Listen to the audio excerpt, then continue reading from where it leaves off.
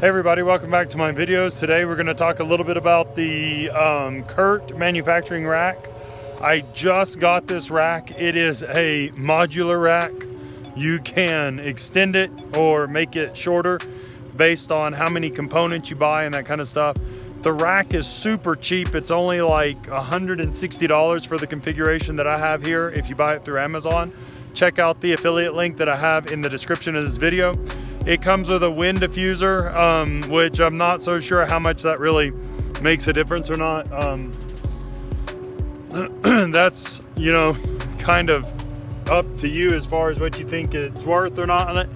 It's got a little bit of weird stuff going on, like it's got these bracket spacers here, and these plastic brackets, 3 of the 6 have already snapped because they're weak plastic, and as you tighten the bolts on, they just, instead of telling you, hey, that's enough tension, you don't even notice and it just snaps. And I was just using a very small Allen head or Allen wrench that they sent with me.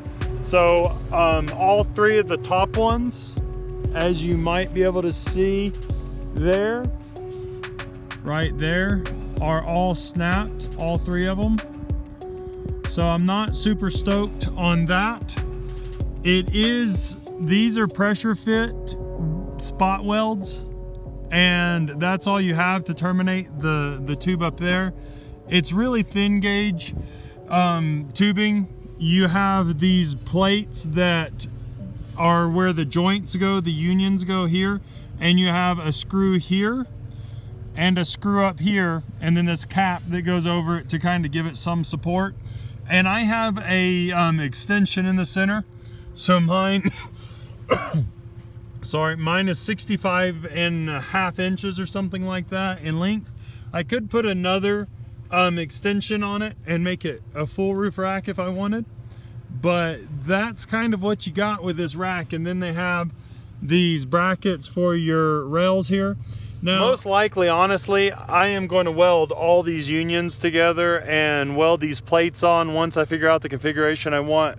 And also, I'm going to take these off, and I will make some channel mounts that are the length of the roof, especially if I want it to be a full roof rack. And I will bolt this straight to that channel, which will reduce a couple of inches in height, and it will make it much more rigid.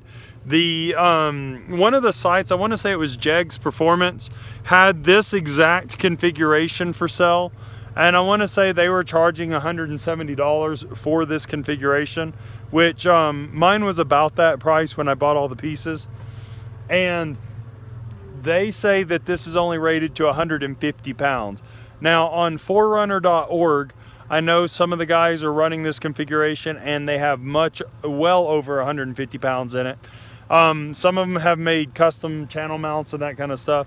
I think a lot of it depends on if you use it only in this configuration with the rack bars that come with your truck, or if you make custom mounts. And I'm going to probably end up welding a little bit of tubing the length of this and welding up all the joints. And I think that it would hold well over 250, 300 pounds, no problem. And so that's what I'll be doing with this rack. Now, the question is the price worth the product? So that's all relative about how much fabrication skills you have, how much you're willing to modify something you buy, and how much you expect out of the rack for $170.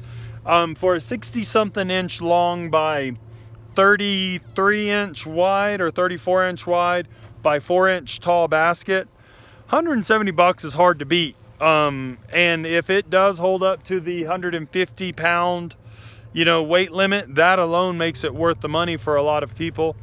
With a $25 worth of steel and a little bit of my time, I can go and fabricate some pieces that run along the bottom and make it all fit nicely and much more rigid. And then, yeah, it's totally worth the $200 in a rack, considering a much heavier duty rack, don't misunderstand, a much heavier duty rack, which there's kind of no middle ground, would cost me well over $1,000. So Is it worth it? Yeah, it is. I think so. Is it a perfect rack? By no means. It has its flaws. It is very thin wall material, so keep that in mind. You're not going to be able to like store a whole ton of stuff, get up on top of it, jump up and down, that kind of stuff or whatever. So keep that in mind. But I don't know, for a budget rack of what I'm going to use it for, having my pitchfork and my rake and my snow shovel for my tree service company, my axe, eventually my high lift and stuff on there, yeah, it's worth it to me. I think it's worth the price. I'm going to put my spare tire up there as well. Now, a couple other funky things is that this is definitely a universal fit bracket system, as you can kind of see there. And the bolts are very long. I'm sure it's to accommodate for thicker roof rack bars, but in my case, I'm gonna have to cut them down quite a bit and make them where they don't stick up above the rack. All four of the mounts have the same issue, as you can probably see looking out over there. So yeah, there is some, you know, there's something to be desired in all of this, but once again, for the price, I don't think it's a bad rack. I don't think it's a great rack. I just think it's a decent rack, and I think that for 170 bucks, it's worth the money for the purpose I'm giving it.